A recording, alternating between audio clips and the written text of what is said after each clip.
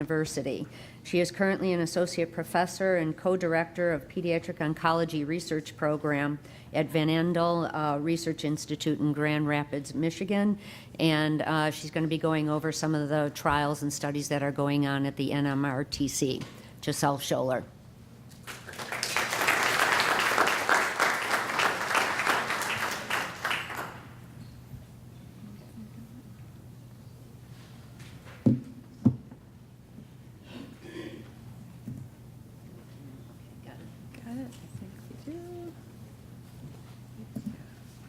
Thank you, Pat, and thank you for inviting me to be here today with all of you.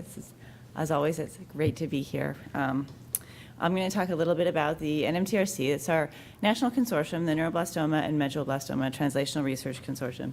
This is at Helen DeVos Children's Hospital, and that's where our Haworth Innovative Therapeutics Clinic resides.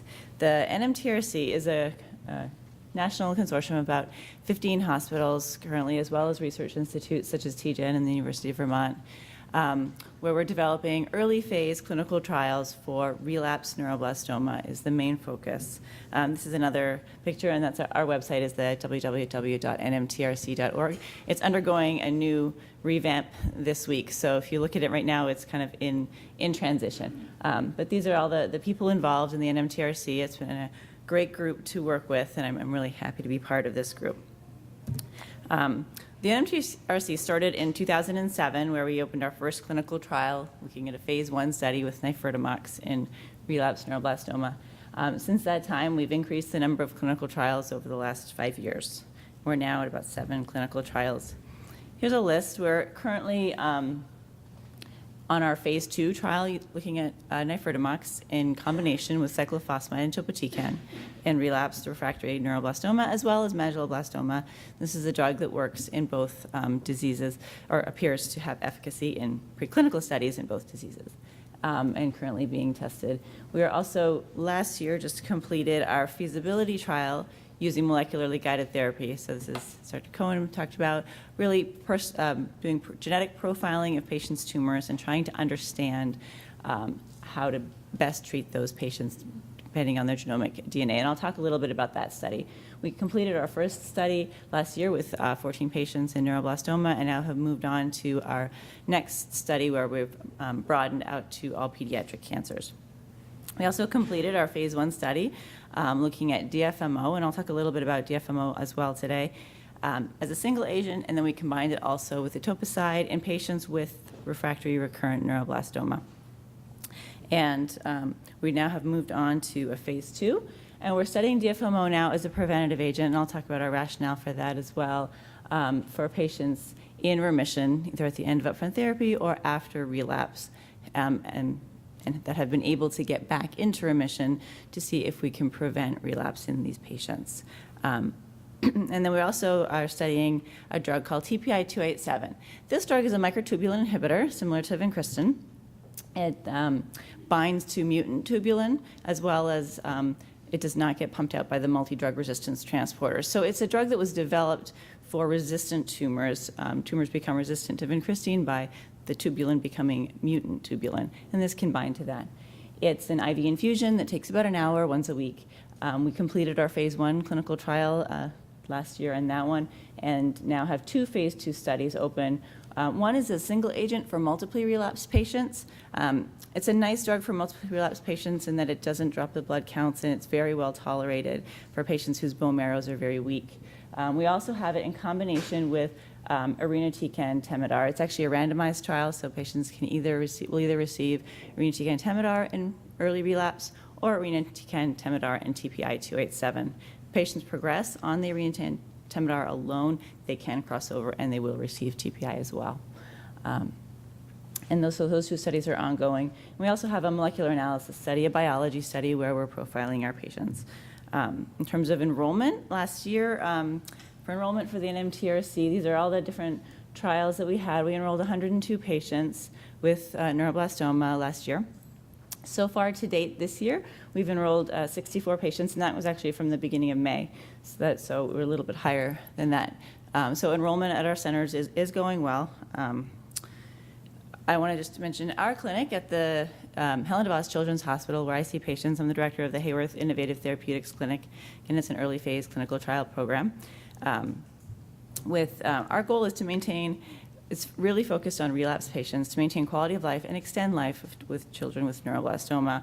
And we're integrating a palliative care with phase 1 care model, kind of living with cancer model, really improving the best quality of life for patients on phase 1 studies. We're working with our palliative department on that. Enrollment at our hospital last year, we enrolled 26 patients at Helen DeVos on phase 2 studies and 24 on phase 1 studies last year. So the first study I was going to talk about today was our preventative study with DFMO as a single agent. We've got a lot of calls and questions about this. These are the pills, the DFMO. DFMO is oral medication taken twice a day. Just in terms of a little background, a lot of the neuroblastoma patients that we've profiled, and a lot of work, Dr. Bachman's work and Dr. Hogarty at CHOP have done a lot of work studying ODC. Ornithine decarboxylase is a gene that's very upregulated in many neuroblastoma cells. The result of this gene being upregulated means high levels of polyamines. Polyamines are building blocks that cells need to grow and divide. And we've measured the polyamines in many of our patients in their urine, and we see in neuroblastoma it is very upregulated. DFMO blocks ornithine decarboxylate, so it's a very targeted agent, and this decreases levels of polyamines, decreases the cell's ability to grow and divide. The background in terms of why are we using this as a prevention agent? Cancer prevention pharmaceuticals, and Dr. Frank Meiskens has done a lot of research in adult colon cancer patients where ODC is also very upregulated. They looked at it as a prevention agent in patients who had familial polyposis, where they have polyps in their colon and have high risk of developing colon cancer. And so they did a randomized trial that looked at placebo versus DFMO, but in combination with Solendec, which is like Celebrex and NSAID, for 2 years. And the results showed that the patients with familial polyposis who were getting the DFMO had a significantly decreased risk of formations of polyps as well as the formation of colon cancer. In the placebo group, they had a 53% risk of getting colon cancer. In the DFMO group, it was 17%. Unfortunately, this was not FDA approved because they combined it with the Solendec. And therefore, the FDA couldn't say that the effect was truly due to only the DFMO and not due to the Solendec, which is already an FDA-approved drug. And so they're continuing to do this work and are moving forward, and hopefully we'll get this approved for colon cancer, because then it'll become an FDA-approved drug for all of us to use. In the meantime, we're looking at the same thing. Can we prevent, in neuroblastoma, we're very good at obtaining remission, but we still have a very high relapse rate. And if we can, and once relapsed, really, there is theoretically no curative therapy for relapsed neuroblastoma. And even though we can sometimes get those children back in remission, the chance of relapse is very, very high in those patients. So, it is likely to relapse generally within 6 months to a year after the first relapse back into remission. So,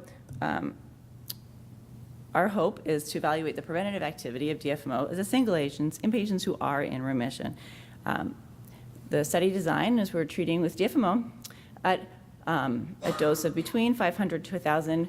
In our phase 1 study, we treated between 500 and 1,500 milligrams per meter squared per dose twice a day.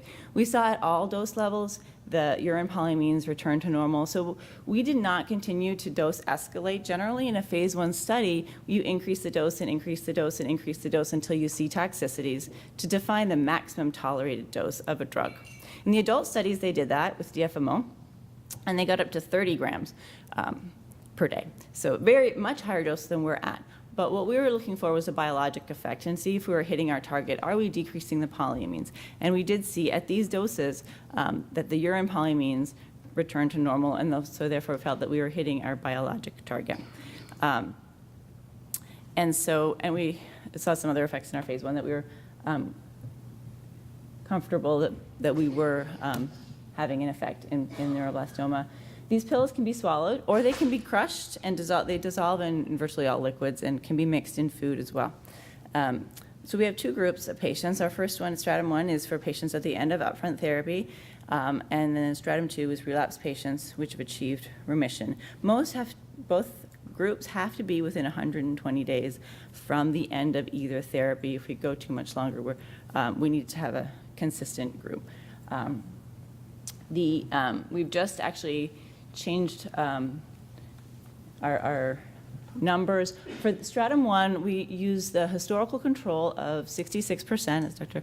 Cohen presented, of a relapse rate at the end of 2 years for patients upfront therapy who receive antibody who are in remission at the end of have a 66% event-free survival rate. We are looking to increase that survival rate to 78%, and therefore the statisticians tell us we need 100 patients. We've enrolled about 25 patients to date on stratum 1. For stratum 2, for relapsed neuroblastoma, at the end of 2 years, using some historical controls as well as Santana paper, they showed that the event-free survival was about 20%, and we're increasing that to 40% at the end of 2 years, and therefore we need 40 patients on that study. And so those studies are ongoing right now. It's been a year since the DFMO study has opened, and it's continuing to accrue and getting open at more and more of our sites. It's currently open at, I think, 8 sites, and will be open at all 15 sites once it's all through the IRBs. The new trials for this year is our new feasibility study looking at molecular guided therapy, and that's what I'm going to talk about. We also have another study that we've opened using a targeted agent because we've been working with Genentech on vismodegib, a sonic hedgehog inhibitor, but that's for pontine glioma, so it's kind of on the brain tumor side of things.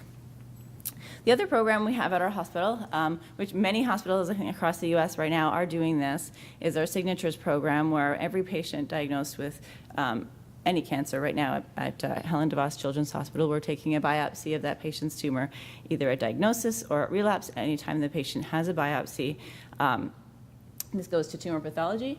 It also comes to our lab in culture for the neuroblastoma cells. We grow every patient's neuroblastoma cells in culture to try and develop cell lines, as well as injecting the tumor cells into mice to try and create mice models of each of our patients to be able to then test any drugs we'd like to see if there's a response. We're also doing systems biology and bioinformatics program with in combination with TGen, the Translational Genomics Institute in Phoenix, as well as Dell Computers, where we're doing DNA exome sequencing of every patient's tumor, RNA sequencing,